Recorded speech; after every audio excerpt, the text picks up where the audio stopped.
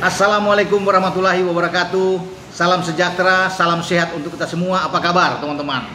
Semoga teman-teman juga dalam keadaan baik-baik ya, bersama dengan seluruh keluarga teman-teman, dan selalu dimudahkan rezeki teman-teman. Tetap semangat untuk kita semua. Kita bicara soal tim nasional, memang masih putaran keempat bulan Oktober, ya pasti semua tahu lah itu. Kemudian FIFA Matchday pada bulan September. Kalau bicara FIFA Matchday sudah dekat, ya artinya 2 minggu dari sekarang itu sudah harus bersiap-siap. Semua pemain menghadapi 2 pertandingan, lawan Kuwait dan lawan Lebanon. Nah teman-teman, ada perubahan jadwal. Itu tadinya kalau Alex Pastor bilang lawan tanggal Kuwait itu tanggal 6 September, tapi di FIFA Matchday ya mungkin saja itu tanggal 5 ya, karena bergeser itu tanggal 5 lawan Kuwait, kemudian di tanggal 8 September baru lawan Lebanon. Itu diuji coba atau FIFA Matchday. Nah sementara Lebanon dan Kuwait itu lebih dulu akan baku hantam dulu mereka. Jadi sesuai jadwal itu di tanggal 2 kalau nggak salah ya. Mereka itu bertarung, baru pada tanggal 5 kita lawan Kuwait. Seperti tadi saya bilang kan, di tanggal 8 lawan Lebanon. Jadi pemain-pemain sekarang sedang disusun dengan rapi untuk kemudian diumumkan siapa-siapa yang terpanggil. Namun saya akan bicara sekarang melompat ke putaran keempat Piala Dunia ya, zona Asia yang akan berlangsung di Jeddah di Arab Saudi ya.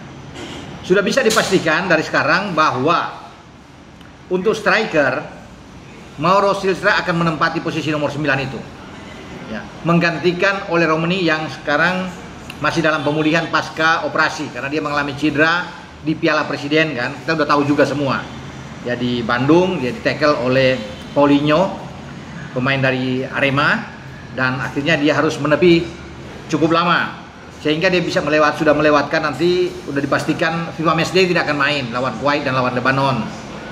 Kemudian lawan Arab dan Irak juga akan sulit bisa bermain walaupun mungkin sudah dalam pemulihan, tapi dia perlu untuk rest benar, jangan sampai dia cedera lagi.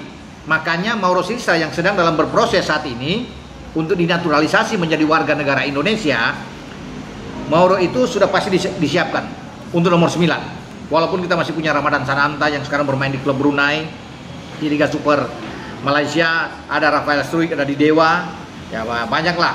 Ada juga yang mengusulkan semoga katanya Excel untuk kau di Persija bisa dimainkan, atau Septian Bagaskara di Dewa United. Tapi saya memastikan bahwa Mauro Silva yang sekarang di Volendam di Eredivisie itu akan bermain di posisi striker nomor 9 ya.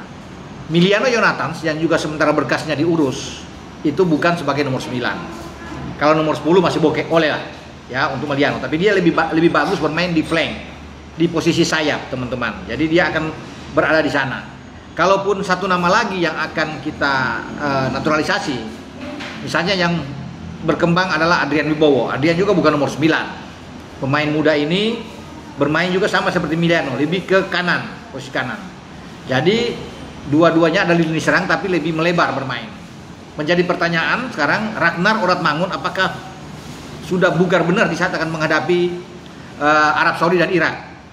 Karena Ragnar di kiri. Kalau Ragnar belum begitu siap, maka bisa saja langsung dimainkan sekaligus, bisa Miliano bermain dari kiri, Adrian di kanan. Kalau Adrian benar ini ya, kita akan tunggu. Tapi untuk posisi striker di depan pasti Mauro Silva ya. Kalau tidak ada nama lain, Mauro sudah bisa menjadi jaminan teman-teman, dia yang akan tampil lebih awal ya. Kecuali nantinya di U23, karena pada bulan September itu beririsan antara U23 nantinya kualifikasi Piala Asia berlangsung di Gelora Delta Sidoarjo yang dibawa pimpinan pelatih kepala Gerald Vandenberg. Itu Mauro di sana sebenarnya lebih dipentingkan sana, karena U23 ini kan dalam rangka untuk bisa lolos. Kalau juara grup bisa lolos, harus juara grup. Walaupun ada Korea juga sama-sama dengan kita yang juga menjadi favorit. Nah pada saat bersamaan itu kan ada FIFA Matchday yang saya bilang tadi. Kalau di FIFA Matchday masih banyak lah bisa diutak-atik oleh Patrick Kluivert sebagai pelatih untuk menempatkan pemain depan. Tapi Mauro sementara akan di Swiss pasti akan ke U23 ya. Miliano kita tidak tahu apakah, walaupun dia masih memungkinkan untuk bermain di U23, akan lebih kuat U23 kalau dengan Miliano Jonathan ada di sana. Tapi bisa saja Miliano Jonathan dipakai juga di tim senior. Ya itu tergantung komunikasi saya pikir mana yang lebih diperlukan untuk tenaga Miliano, apakah di U23 atau bermain di tim senior. Untuk pra Piala Dunia juga saya pikir Miliano udah pastilah untuk bisa bermain ya di Arab. Dia tidak akan mungkin tergeser. Tinggal pemain-pemain lainnya yang mungkin akan tergeser dengan kehadiran Miliano. Satu di antaranya yang Marcelino, bukan tidak mungkin ya akan bergeser, karena pasti dia akan mendapat tempat di mata Patrick Kluivert, pemain FC Utrecht ini. Dia diambil, tentunya dia pingin tidak boleh menjadi pemain cadangan dong. Saya akan menjadi warga negara Indonesia bermain di tim nasional dengan catatan saya mendapat jam bermain untuk langsung pemain di starting 11. Itu pasti ada pembicaraan dengan Patrick Kluivert dan dia bisa dijamin untuk ada di sana. Karena kita harus fokus benar-benar pertandingan yang berat, 2 laga di grup B ini, Arab dan Irak, ini harus kerja keras buat pemain-pemain kita kalau untuk bisa lolos ke Piala Dunia 2026. Makanya harus siap dengan materi pemain yang oke, yang bagus. Persiapan harus matang, itu juga yang diinginkan oleh Ketua Umum, bahwa kita tidak perlu gentar, kita hadapi saja permainan di pra Piala Dunia ya, tapi saya yakin kalau anak-anak bisa bertarung dengan motivasi tinggi, kita bisa mendapatkan hasil yang bagus, walaupun banyak juga yang meragukan. Tapi kita sebagai penggemar sepak bola Indonesia harus tetap mensupport tim kita dan tentu berharap yang terbaik mereka akan lakukan ya di pra Piala Dunia nanti.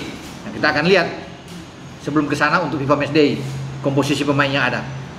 Ya, saya pikir sebagian besar Jai Isya dan kawan-kawan akan tetap dipanggil, kecuali ada 1-2 pemain baru yang akan menyusul masuk yang akan dipanggil untuk FIFA Matchday ini.